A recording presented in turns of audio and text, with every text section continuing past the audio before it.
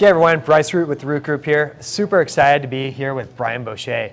I just sat in on one of his talks about millennials and Gen Z, and all of you, you need to watch the video. So. Who's next? Which word you want? Yeah, well, hit me with the second one. We got bougie, we used it earlier. He is stuck up. Stuck up, it's so bougie, snobby, right? Drinks expensive coffee, that kind of thing.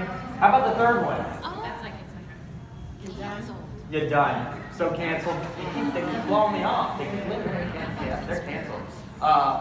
The next one, extra. Like over the top. There you go, so extra. See, I don't even know how to talk like this. What?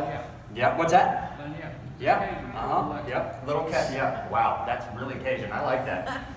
Next one, fire. That means something's dope. It is. It's dope.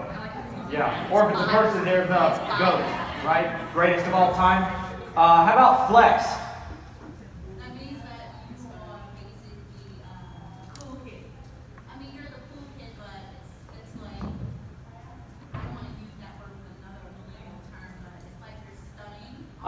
Okay. So it's not one of those awkward mirror selfies in the gym. It's not one of those things. Okay. I got it. I like that. And then ghosting. How about this? Anybody ever interviewed a millennial or Gen Z? They gotta show up for their job. Show up. Show up. It's exhausting. Hangry. You're hungry. Borderline angry could hurt someone, right? I didn't know this one. Left me on read. You didn't respond to my text. I know. And if you had read receipts on, how dare you, right? Why would you do that? Why would you do that to me? My text message conversation's all blue. It's not gray. Shook. What about shook?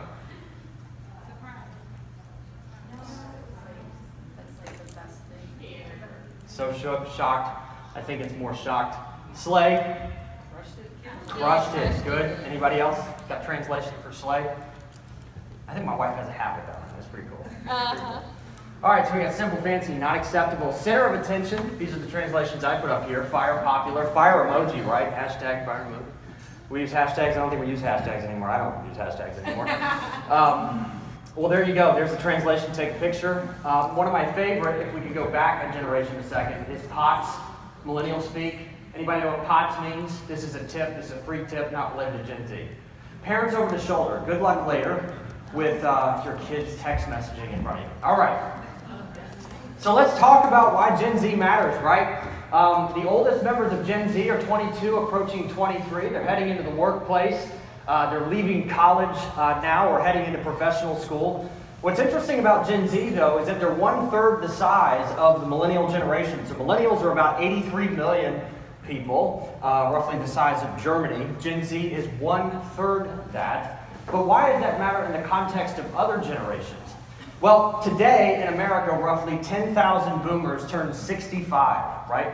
So we just came out of the Great Recession. The economy's doing pretty well right now. So we've got a lot of Gen Z heading into the workplace. We've got a lot of millennials growing up and becoming young leaders in the workplace, and a lot of Gen X taking over the leadership of really powerful American companies and small businesses. So what does that mean? What that means is that we've got a big generational power handoff coming. A lot of boomers put off retirement because of the Great Recession, but now the opportunity is there. The economy is doing better. Gen Z and millennials are going to be thrust more quickly into positions of leadership. So one of the big things that we're studying right now is what does it take to raise up a leader faster as more boomers leave the marketplace and held onto those spots all the longer. Why is this important, though, in the context of hiring Gen Z, hiring millennials also, but hiring Gen Z and recruiting Gen Z and keeping them for the long term? Do you guys know, I mean, we'll just use millennials as a reference point because Gen Z really isn't in the workplace overwhelmingly quite yet. Do you know the national average that a millennial stays in a job? 14 minutes. 14 minutes, that's a good one. That's very good. 2 years. Very good. 2 years, okay, what else? I would say 2, any others? Year and a half, all right. 2 to 3 years is the national average in metropolitan areas, mostly Washington, D.C. It's every 13 months. Just shy of 14, just over 14 minutes, a little bit more. That's, we had a press secretary that lasted 11 days in the last few months, so we're not going to get into politics, don't worry. So when they quit, this is the important number, right? What's the equation when somebody quits? This is according to the Society for Human Resource Management. 150% of someone's salary is the replacement cost when you include everything: the time to recruit, the hours of the human resources leader put in to onboard the person, the time away from duties for the manager. All in cost, roughly 150% replacement cost when somebody walks out the door. So why is it important? Well, you've got two generations, millennials and potentially Gen Z. Not all the research is completely shored up yet, they're just entering the workplace. And potentially Gen Z with shorter attention spans, staying at jobs a less amount of time than previous generations on average. So, to give you an example, an employee making $75,000 per year, if they leave, it costs your company over time to replace them and scale up the next one, 112 grand. Somebody making 45 grand a year, it's about 67.5. And if you retain, on the positive, if you retain two employees making about $75,000 per year, it saves your company roughly $225K. This is the big issue in the human resources management space. If you read HR Executive Magazine or read their internal research, when they polled their audience of well over 100,000 HR leaders, 5 of the top most important concerns of an HR leader, 3 of them out of the 5 relate or touch retention of employees. That's why this is important in terms of productivity. So to give you some context, Gen Z was born, according to Pew Research, in 1997, starting in 1997. That's why they're approaching 22 and 23. If you want to be a really relevant new think tank, you'll just change that year and then release a press release and try to become popular and try to mix two generations and call them Zennial. I don't know if you guys heard of Zennials, Gen Xers who don't want to be millennials because millennials are embarrassing, that kind of thing. Don't want to be. If you want to create some news, just name a generation and change the year.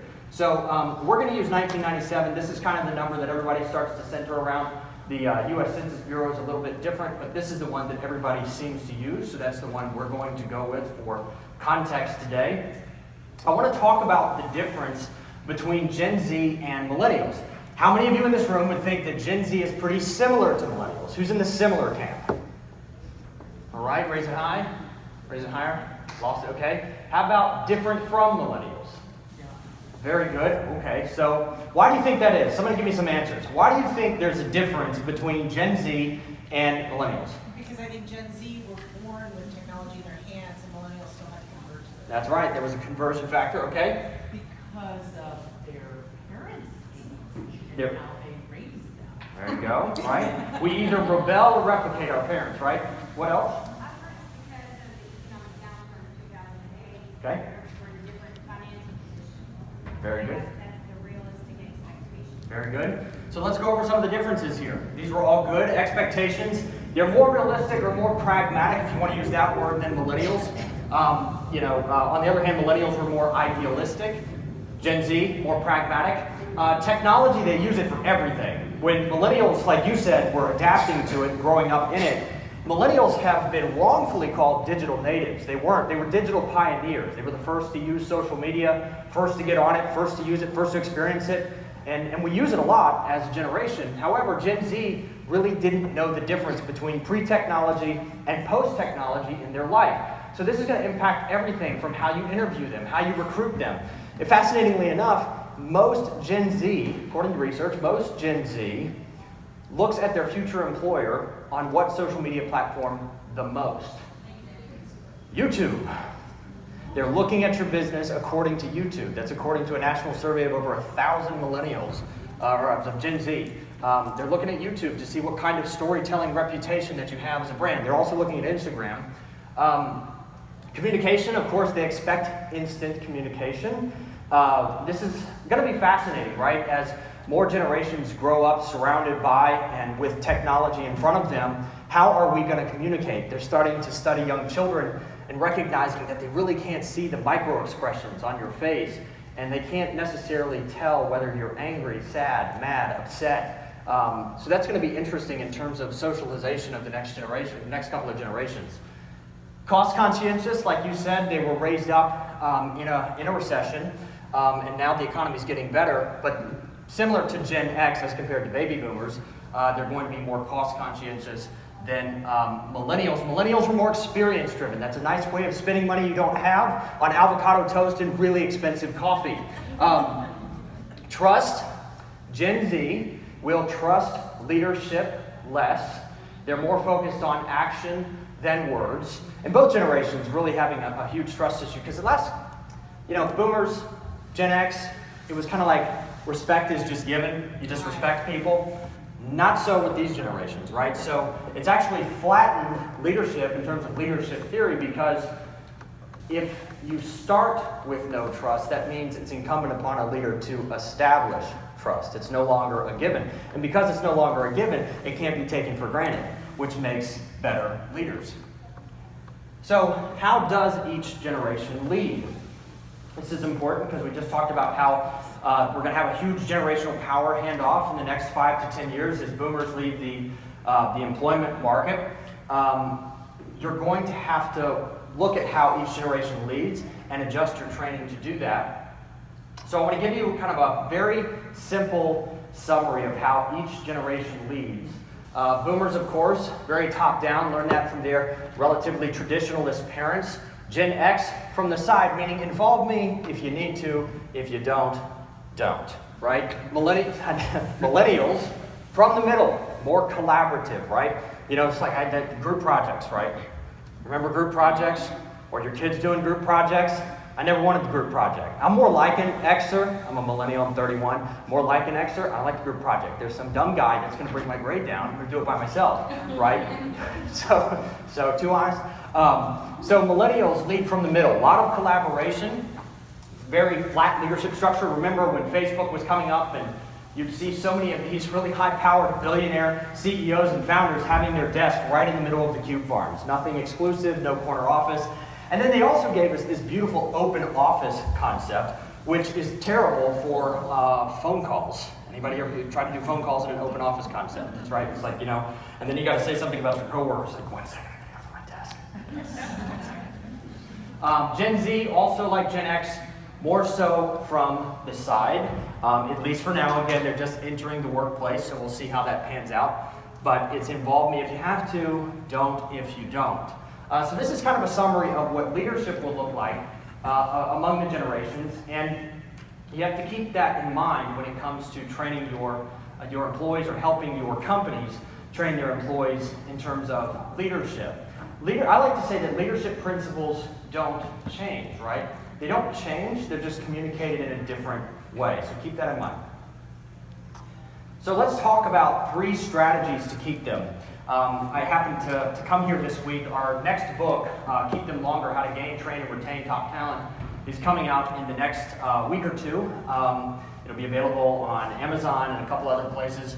And we talk about this issue of retention because, like I said, most leaders, CEOs, company owners, and HR professionals are concerned with this because of not only the expense, but the time invested in not only retaining talent, but recruiting new talent to replace the ones who leave. And if you're constantly replacing, do you have time to optimize your strategies when you're just trying to hold things together? So this is a big question that's going on in the employment marketplace right now.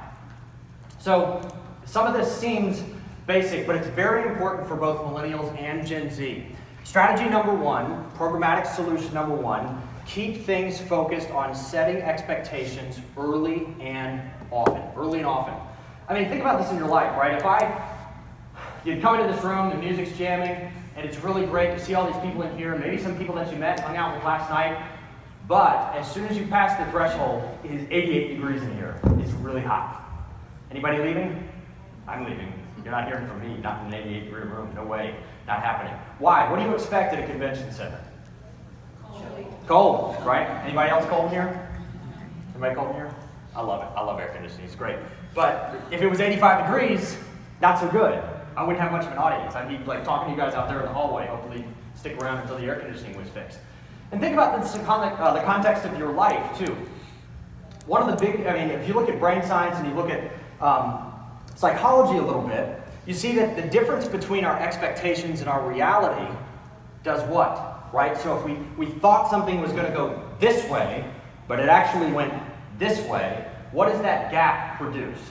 sadness, frustration, depression, all kinds of things related to mental health.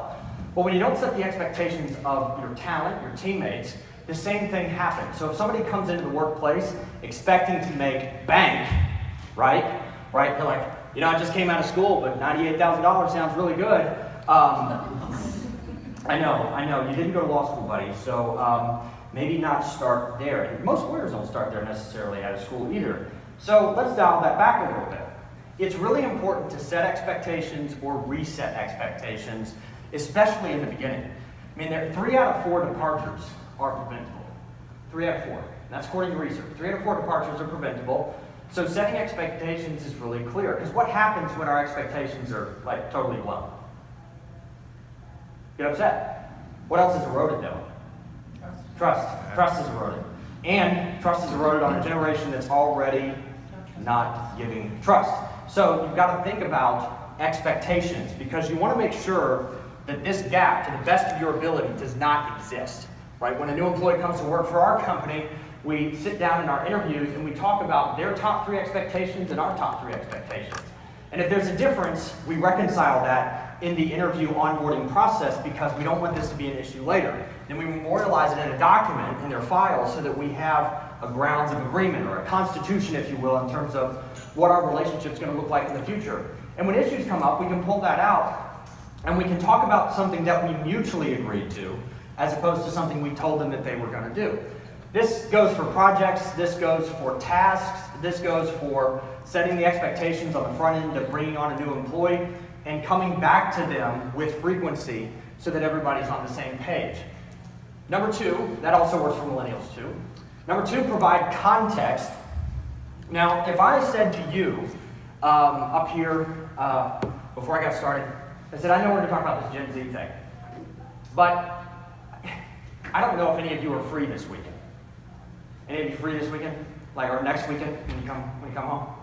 Anybody free? Anybody want to lend me a hand? I got to build a house. Anybody want to build a house with me? No? No takers? Who likes building? I mean, expenses covered. Expenses covered. This is all a joke, right? I'm not actually this. Don't bind me into a contract. So you're going to help me build a house, right? Anybody? It's kind of like when somebody asks you to move, right? I live in Virginia. I live in southwestern Virginia. It's a little southern. And I saw a truck the other day that said, yes, this is my truck. Yes, it's awesome. No, I won't help you move. I thought that was a great bumper sticker. And side note, right? I grew up in southwest Virginia. My wife grew up in Northern California. And she didn't understand the Chevy versus Ford controversy. You might understand the Chevy versus Ford controversy, right? Can't trust a guy that drives a Chevy. No, can't do that. And then the Chevy guy's like, what? Found on the road dead, right? That's the joke. And so I was joking about this with my wife in the car. She's like, you serious? That's a thing? Right? I said, no, it's definitely a thing. And then I pulled up my phone because I saw something that morning and I showed her an article of a guy who shot another guy. And the news article said it was over a Chevy versus Ford dispute. That was in the police report. So, I don't know what that has to do with context, but let's go back to building a house. So, when it comes to context, right, if I said, hey, do you want to help me build a house, or hey, do you want me to move? Help me move. And that's all I said, how many of you would help me move? Be honest. I'm a nice guy, but I don't like to move. I don't like to do that, right? Anybody want to build a house with me? Just hang out with me, want to build a house? No? Okay. What if I pay you? Any takers? Okay. Now, what if I change the context to, listen, I just met somebody while I was in the airport, and I've already got funding for the project. He's coming back from Afghanistan, money's kind of tight, wife, 3 kids, he's paraplegic. I need some people to help me build a house. How many are stepping up to the plate now? Be honest. Be honest. If you can't swing a hammer, I'll put you on another job. It's okay. It's okay. So, providing context matters because it's the difference between just giving someone a task and then telling them what it's for. Younger employees, especially in the professional realm, whether that's banking or otherwise, oftentimes get handed tasks but never get to meet the client face to face. And sometimes it's just not possible. You don't want to have, the point person plus 5 employees plus 5 interns giving the presentation to the really big client. However, you do want to tie the outcome of their task or their project to the final outcome. Why? Because they need to see the transformation. Why? Because the transformation represents their growth and their contribution. So provide context in everything that you do. Strategy number 2, connect it to purpose. One of the books that we just signed a new book deal on is on the subject of purpose. I can't share the title in case one of you would go trademark it or something, and then I'd have to sue you and you'd sue me and all that. I'm just kidding. I wouldn't do that. Well, I might. Strategy number 2, connect it to purpose. This is the number 1 retention strategy, hands down, period. I'll tell you why. We've got a lot of research on this, and I keep it simple for the context of today's discussion. But connect it to purpose, more specifically, connect it to their purpose. I want to show you this right here, and I'm going to come back to this purpose thing.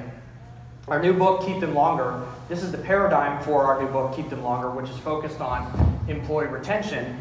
And there are 4 elements, but 3 very important sides to keeping talent longer. When we did the research through engagement surveys, focus groups, and all kinds of things, we recognized that there were really 3 things that drove human beings to live a fulfilled life, but drive employees to stay longer. The first rule, when you're thinking about employees, but really human beings, because employees were human beings before they were employees, is that everybody desires to be seen. Anybody ever been in a work situation where they didn't feel that they were seen? The boss didn't know their name, they're 6 months in. This is a basic thing in terms of leadership. So seeing your talent is very important, making sure that they feel seen. I'm going to get to how you do that. It's related to purpose. We're going to come to that in a second. But the second one is grow them.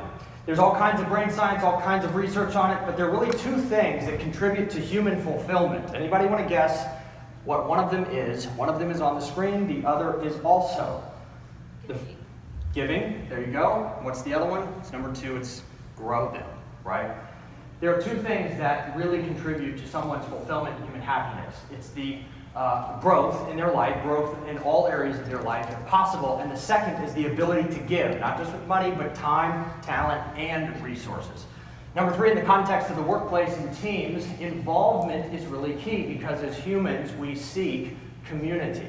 So based on the research that we've done, these are the 3 most important factors in the workplace that contribute to whether or not somebody stays. Why? See them says something about their significance and telling them that they matter. The second one, grow them, tells them that we also care about their growth as an individual and we care about their happiness and fulfillment.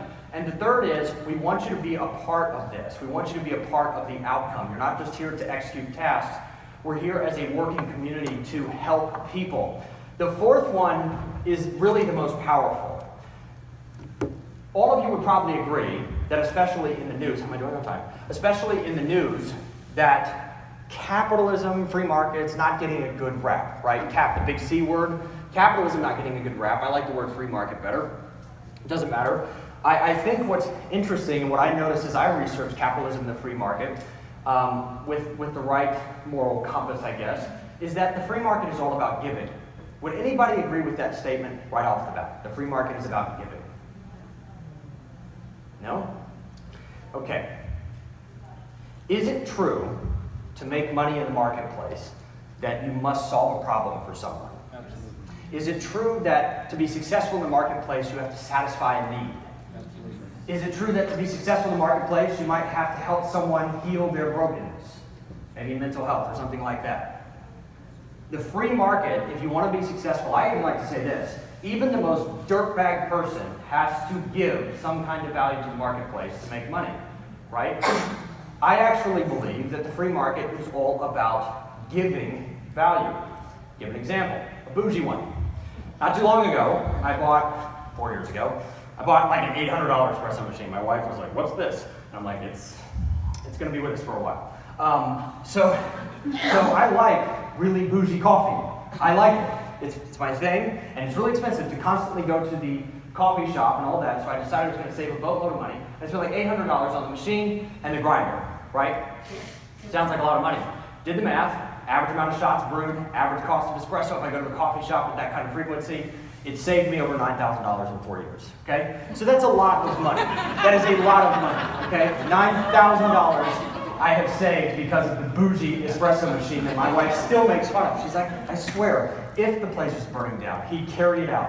He would carry it out with him. I probably would. It's definitely on the insurance policy. But I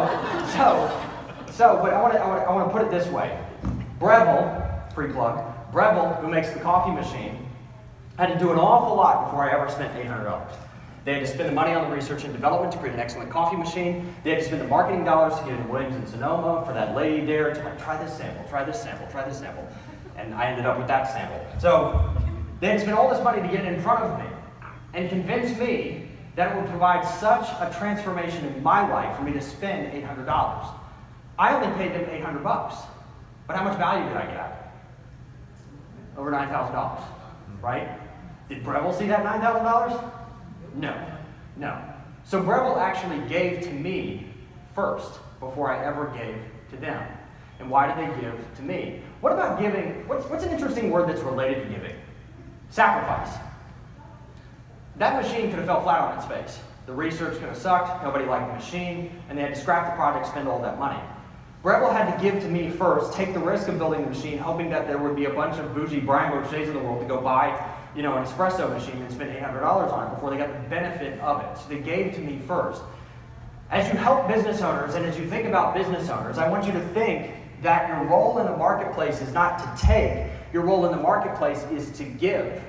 Most successful business owners give more value than they get in dollars returned to them.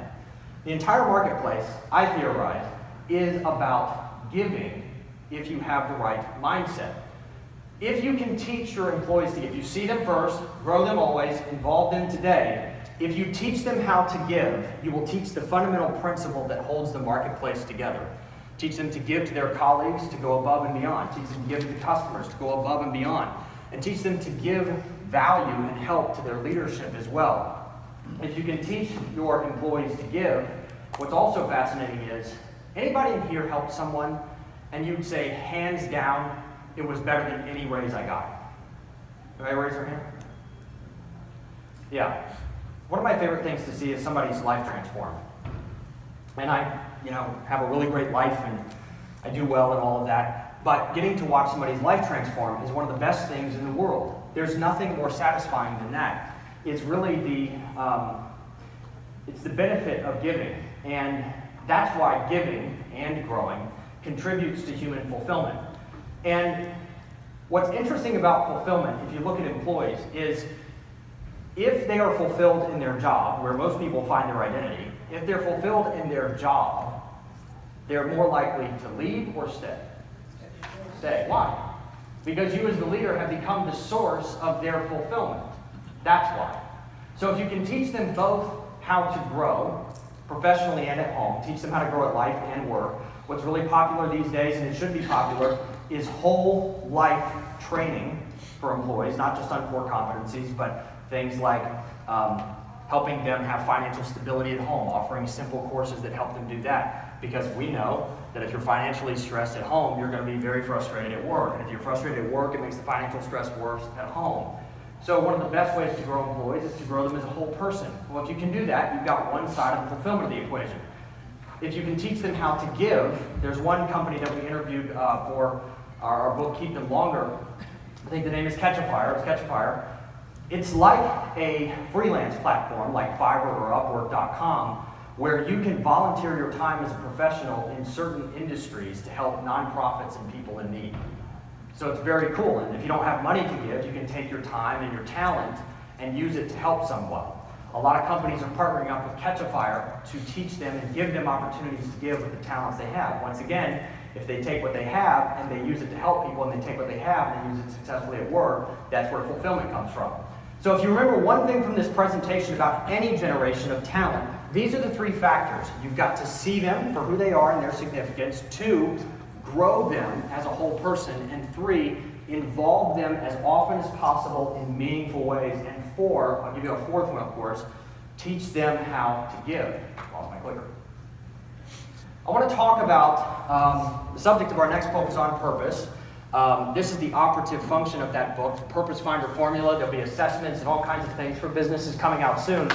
But I'm going to tell you that there's 4 elements to an individual's purpose. And I don't just make that conclusion. It's based on, once again, tons of engagement surveys, tons of research. But these are about the 4 elements of somebody's purpose. And When you guys hear the word purpose, do you guys hear, like, it's kind of fluffy. It's always felt kind of fluffy to me. It's, if I read a book on purpose, it's like somebody might as well just tell me, hey, you know what, just go on a mountaintop, look at a sunset. Maybe it'll be revealed to you some way, and you'll feel happy and significant and fulfilled. I found it very frustrating. So 5 years ago, we started searching for a solution to mechanize purpose enough. Purpose can still be kind of emotional, but mechanize purpose enough to give people some anchor points as to how to find it. Now, I don't have time today to go through this entire paradigm, but I will tell you that there's 4 parts to somebody's purpose. Their natural talents, their learned skill sets, their passion, and their origin story. Simon Sinek hangs out in this department over here with the origin story. But number 1, natural talents, it's exactly what it sounds like, right? It's the kid playing in the backyard taking a leadership position. It's the kid breaking up a fight who says, no, guys, stop, being the reconciler. It's someone who has a natural strength for empathy or a natural strength for communication. That's natural talents. Learned skill sets is what you either have life experience in or what you went to school for, what you got your professional designation in. This is most likely what you put on your LinkedIn or your resume or CV or whatever you call it. That's learned skill sets. Passion is this. It's the problem in the world, the need in the world, the brokenness in the world, the injustice in the world, that you are passionate about being part of the solution or the solution. It's the thing that keeps you up at night. It's the thing that fires you up in the morning. That's what passion is. And a good test for whether or not you're passionate about something, just a side note, are you willing to sacrifice for it? Are you willing to sacrifice for it? Passion almost always involves sacrifice to get where you want to go. The 4th one is origin story. This is usually not a positive experience in someone's life, but an origin story is usually an event or series of events that most shaped them. For someone, it could be a car accident, and it took them 6 months to learn how to walk. I was talking to a young lady one time who told me that when she was in her teens, she was sexually assaulted by a priest. And at the time, when I was talking to her, she was a lawyer, and the only reason she went to law school was because her parents wanted her to go to law school. And she really had a passion for helping to be a part of ending human trafficking and ending sexual assault. And she also wanted to take that passion and go to Hollywood and start pouring into Hollywood to start bringing awareness to human trafficking and awareness to sexual assault and decreasing it and eliminating it. After I worked with her, she left her job as a lawyer and is doing that right now. And you've probably seen her on KTLA. If you live here in LA, she's been on there multiple times. That's the origin story. Taking something that happened to you in your life once or over a period of time and using it to solve a problem. That's purpose. Those are the 4 elements of purpose. What I will tell you about this is that most companies, most leaders only leverage the second one, the learned skill sets. That's important, and they develop their employees in their learned skill sets and their core competencies, if you want to call it that. But they're really missing out on like 75% of what that person has to offer. Somebody, for example, may have been trained to be a lawyer, but they may have, like this girl did that I just talked to you about, had a passion for spoken word, dance, and acting. I wonder when she wanted to go to Hollywood. Her parents thought that that wasn't really a thing, that wasn't a job, so she went to law school. Now she's using her law degree and her natural talents and her passion and her story to do what she is truly most focused on. Those are the 4 elements of purpose. As a leader, and in our company, we want to know the number 1 in each category. So maybe their number 1 is a communicator, their number 1 is learned skill sets is law. Let's say their number 1 passion, and that one's a little bit harder, but I would say their number 1 passion is to end human trafficking. We'll use that as an example. And their origin story could relate to that passion because they were sexually assaulted themselves. Okay, great. So I know that they are a natural communicator. I know that they have a law degree. Well, if they're a natural communicator, I may put them in positions of leadership. They show strong skill sets in leadership. If they are a lawyer, I'm definitely going to hire them to be a general counsel or something like that. If they're passionate about human trafficking or something like that, I may not have that at my job, but I may work with Catch a Fire or somebody else to put them in a place where they can help people that are going through something like that. Do you see how I leverage all 4? So when you have an employee, we can't look at our employees like they're just a box of core competencies. because they're emotional human beings. Human beings are emotional as well as logical. We were helping a large grocery store chain in the Northwest at the leadership level, and I asked a young man in this 20-person, 20, 30-person training session, what's the number one event or series of events that most impacted your life and made you want to help people? Because he just told me he was passionate about helping people. By the way, in engagement surveys, if you ask people what they're passionate about and they don't have a specific answer, 2 out of 3 times they'll tell you that they're passionate about helping people. So he said, I became passionate about helping people when I came back from class one day in college and found my roommate with a gun barrel in his mouth. And I helped him pull it out of his mouth and help get his life back on track. That was the day that sparked my desire to help people live a better life. None of his colleagues at this company knew that story. But you could have heard a pin drop after he shared this story. And you also saw the respect increase and the intimacy in the workplace increase in gelling around the team because he was willing to be vulnerable.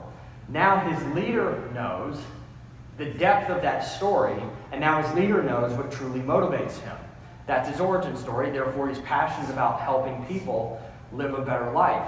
Now his leader knows that on every project and every task, I can attach it to at least those 2 things. You guys see how that works?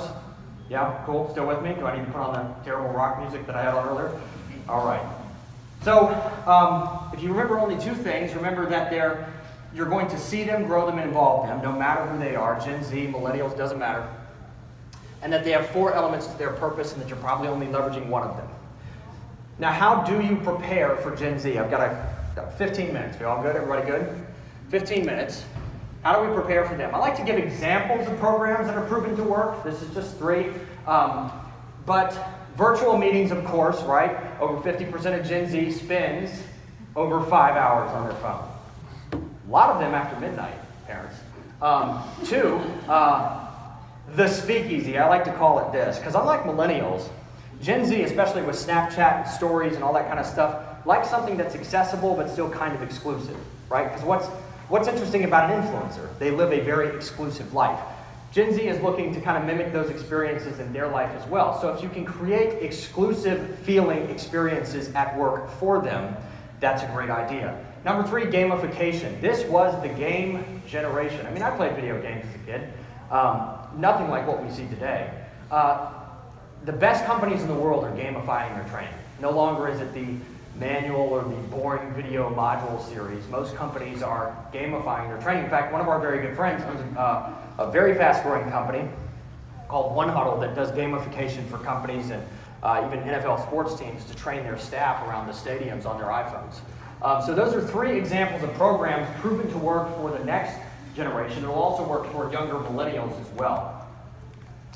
I think what's really important when it comes to leading people, everything starts with the leader first. Most of us would probably agree. The leader is the tip of the spear, whether you have a flat leadership style or a top-down leadership style. The question becomes, how do I shift my mindset? Let's go back to the beginning of our presentation today where we started airing grievances, okay? One of them I could probably summarize as socially awkward. Would you agree? Anybody agree that some of the people that you met under the age of 22 are a little socially awkward? Why is that? They spend a lot of time in 2D, right? The iPhone's 2D. You don't see people in person. You don't know how to, it doesn't feel like it's Talladega Nights and Ricky Bobby's going, what do I do with my hands, right? And the interviewer's like, just put them down, Bobby. Just put them down, right? I know. So I don't know how it's related to social awkwardness, but it is kind of awkward if somebody does this with their hands at a television interview. A little socially awkward. What do you do when you're in a social setting, maybe a bar or a happy hour, and you see or meet someone who's socially awkward? What are you trying to do? Make them feel comfortable. You're a nice person. Can you say that?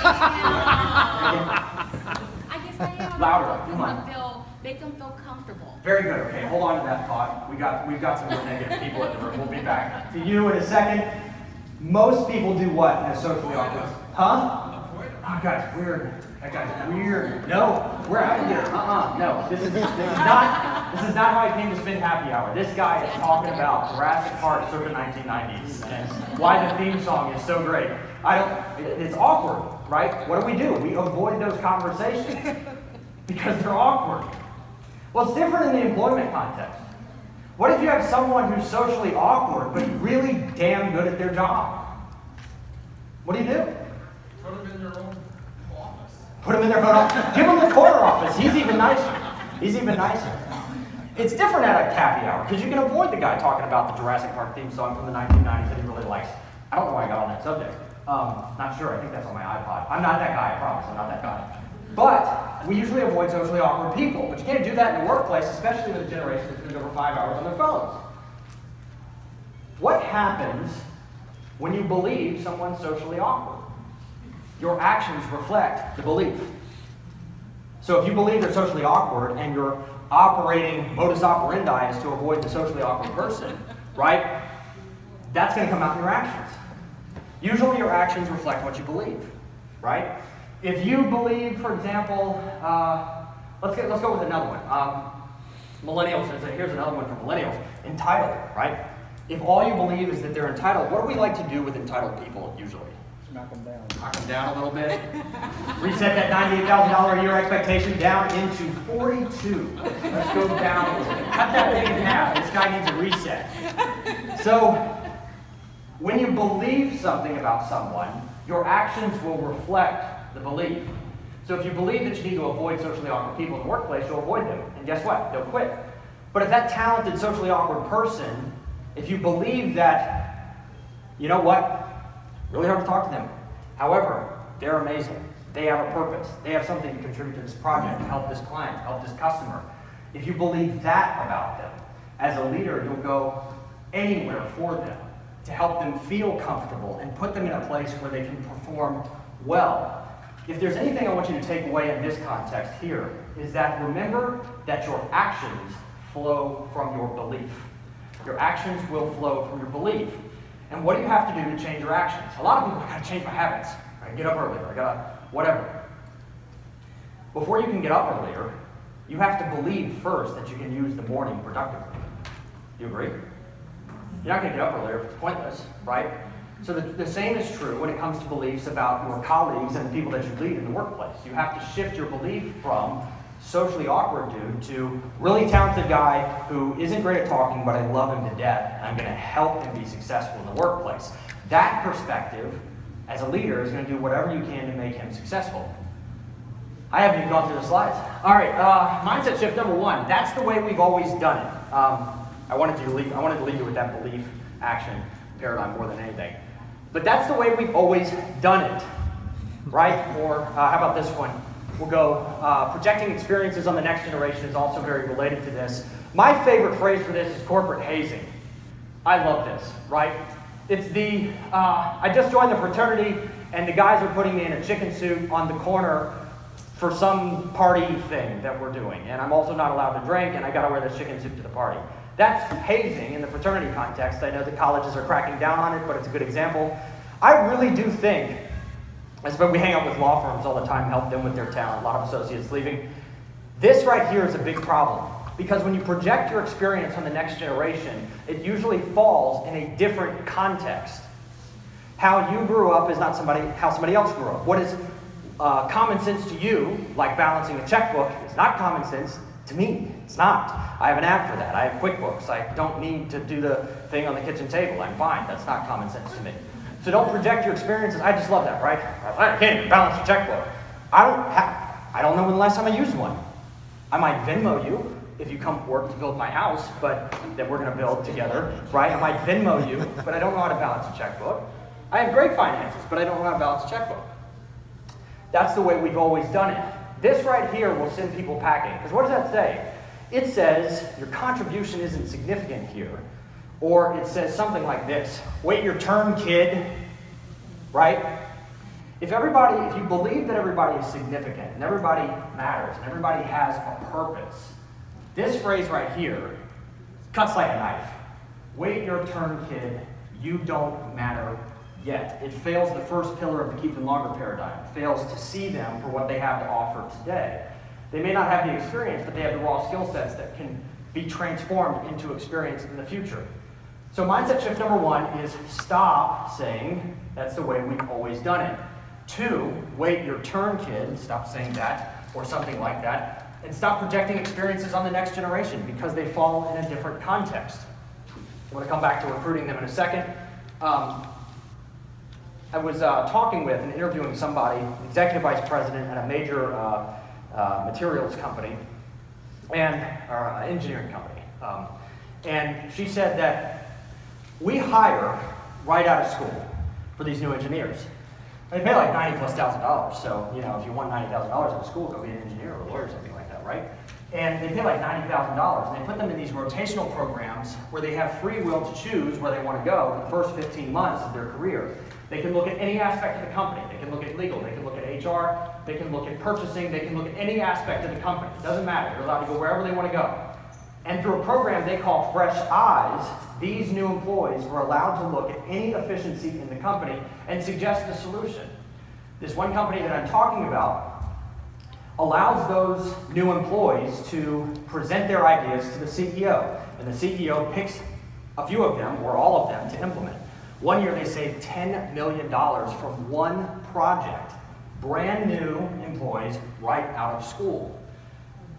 Wait your turn, kid, could cost you $8 million, right? So think about that in the context of new employees, or that's the way we've always done it. So how do you recruit them? One of the two places that millennials look at future employers. YouTube told you that. Actually, that's one of the most trusted advertising. If they're going to view advertising, they trust it most from YouTube, according to research. But storytelling matters. Why? On Facebook and Instagram, if you're on there, what is that thing in the top called? Not the news feed, but the thing in the top. View someone's, somebody said it, right? Story. And what is a story?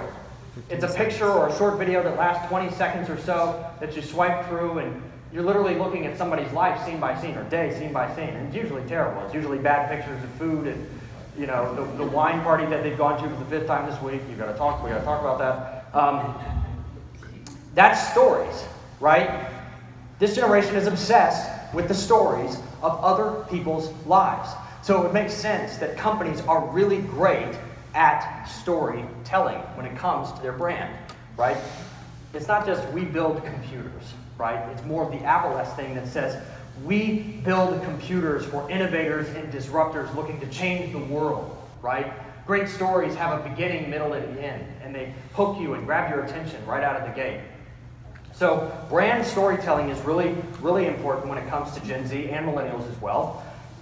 And then practical job descriptions. I was looking at some hiring website because some employer that we were working with wanted us to look at their job descriptions, and they needed some work, but we were looking at some other job descriptions around them, and I swear, some of these job descriptions look like something out of like a 1920s newspaper, right? Like skilled laborer needed, right? Anybody want to work for a company today that says skilled laborer needed? It's actually my ad, it's for that house, you know, so that's how I'm gonna get people to work for me.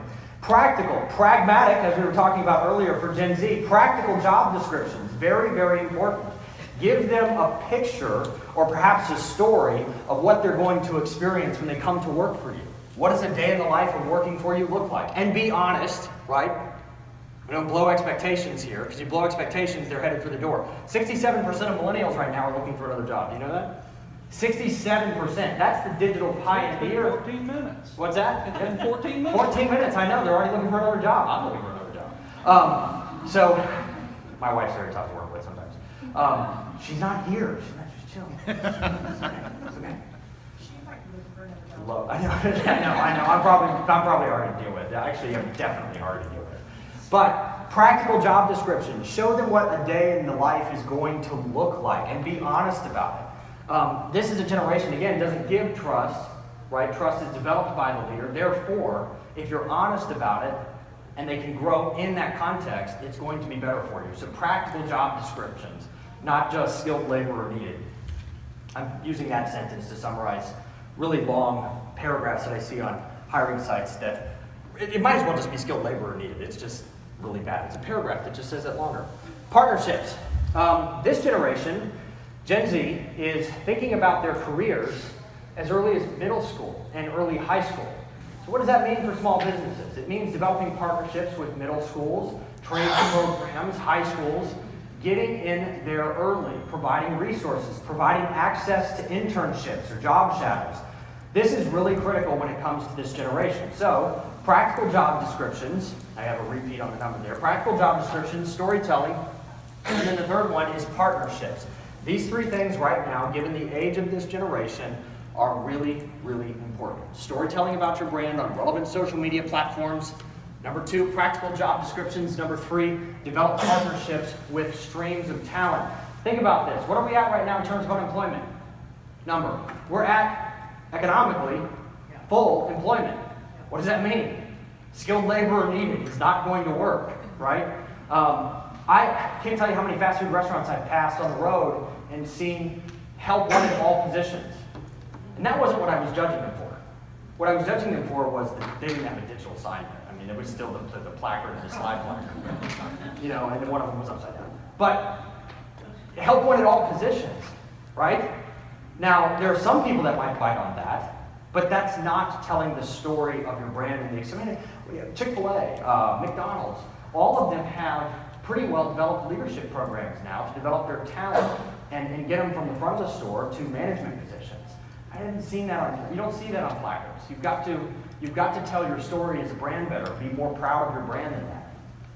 So that reaches the end of my advice because you guys have to go to your next session or wherever you're going next. But I want to really leave you with something. I want to come back to the grievances. I want to leave you with this. If you believe something about someone, that will guide your actions and how you treat them. If you believe they're socially awkward, you'll treat them socially awkward. If you believe that they're really talented and an opportunity, you'll work around what may be perceived as social awkwardness. The other thing I want you to remember is what it takes to retain great talent. And I want to leave it to those 4 basic elements in the 3 sides of the triangle and right in the middle. You need to see your people. Every person, my opinion, every person has a purpose. Every person has a set of natural gifts. Every person has a set of learned skill sets, a passion, and a story that has influenced the way they contribute to the workplace. That's seeing them. See them in their purpose and their significance. Number 2, grow them, because that's component 1. That's component 1 of their fulfillment and their happiness. Number 3, involve them with meaningful task ownership. I'll give you one more quick story related to meaningful involvement. One of my good friends is the president of a major manufacturing association out of New York State. And he, West Point grad, one of his college roommates was current Secretary of State Mike Pompeo. And this man, his name's Randy, whenever a new employee comes into the workplace, he gives them immediate task ownership. Why? It says, I see you immediately. It says, you've got something to offer and I've got a job for you. It grows them because that task ownership should stretch them. And 3, it involves them because it gets them part of working on a team. When you're given a project that stretches you, you usually have to go and talk to people for help around the workplace, correct? So one of the fastest ways to get somebody anchored into the workplace is don't wait 2 days for you to onboard them and give them some awkward t-shirt they might wear to the gym. Involve them on a meaningful task first. That's really, really key. So, and the 4th thing, if you do the first 3, teach them how to give. Do the 4th one. Give them opportunities to volunteer that are relevant to their skill sets. Maybe use something like Catch a Fire. Show them and model giving. One of the other things that we teach when we're working with companies is something called the water cycle principle. It's actually in this book. I think it's chapter 2 or chapter 3. It's called the water cycle principle, and all of us are familiar with the water cycle, right? The sun heats the water, creates clouds, rain, back to the rivers and streams. The whole process starts over again. There's a similar kind of cycle going on in the workplace as well. At the top of the cycle is the owners. Right to the left of that, going in the direction of flow, is the leaders, then the employees, then the customers. And the customers feed value back to the owners and shareholders. So when all of the participants in this corporate water cycle take more than they give to the next person in the cycle, you're going to diminish the effectiveness of the company and the organization over time. The best leaders give first, take later. The best leaders give first and expect nothing in return, knowing that it will come back to them eventually. Okay? So if you can teach your people to give, if you're going to teach your people to give, you've got to model it yourself. So remember those 2 things. Everybody has a purpose. There are 4 components to it.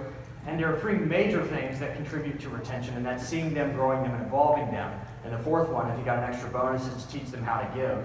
If you want to have more of this, if you want to have more of what we talked about today, I'm going to give you two things. If you take out your phone right now, you guys were so good. You weren't all bougie, you weren't all over your phones and all that, except for, I'm just kidding. She's probably texting me right now.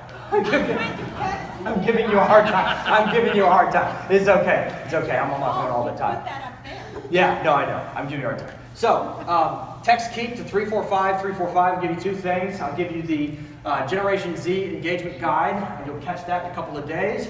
And I'll also give you a free copy. It's a free tangible copy if you pay the shipping and handling. I'll give you a free copy of Keep Them Longer. It's coming out in just a couple of weeks. If you text 345-345, the word KEEP. Now, I know most of you might have to go, but I will do my best to answer some questions. I know I've gone over. So are there any questions? Danielle? Okay, so a lot of companies I consult with, for instance, you think about the law firms, you have the boomers who are usually up there on the chain level, to kind of change their mindset.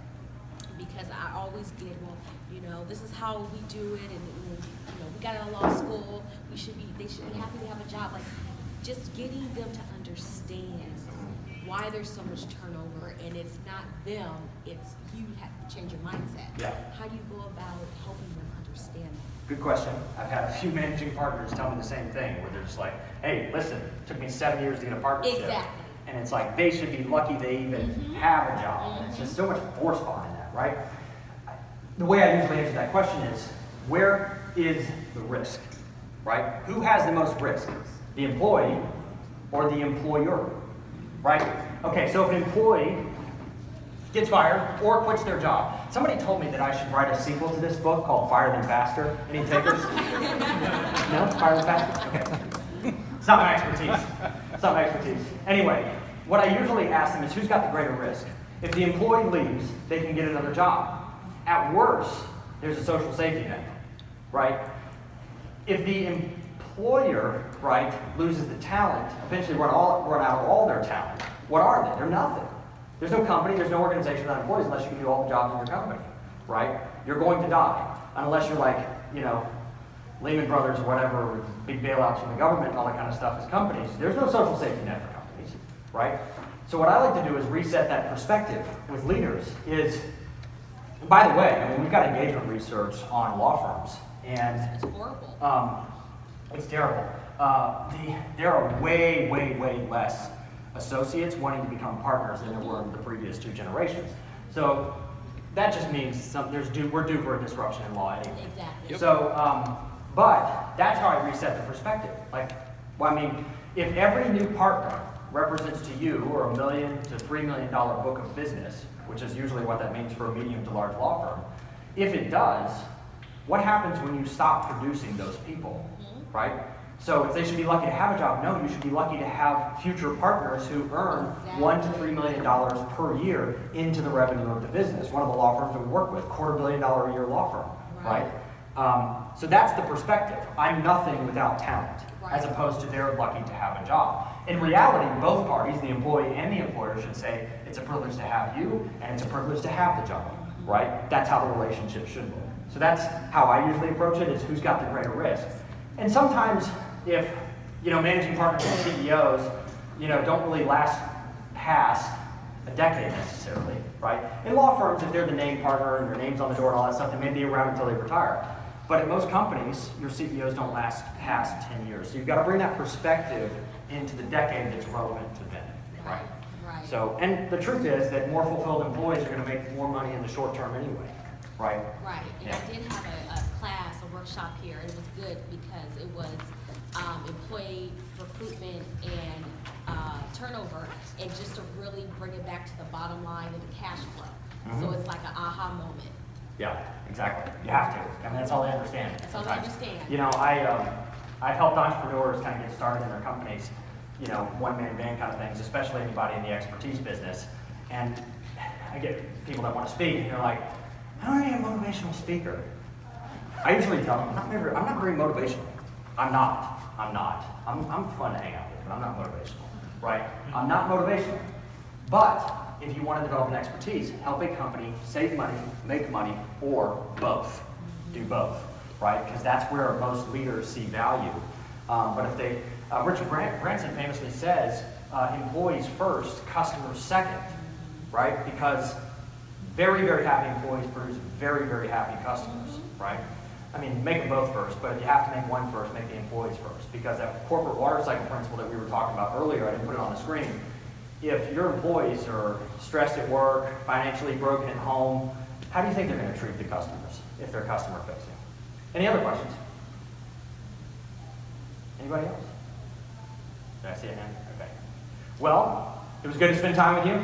Thanks for hanging out. And,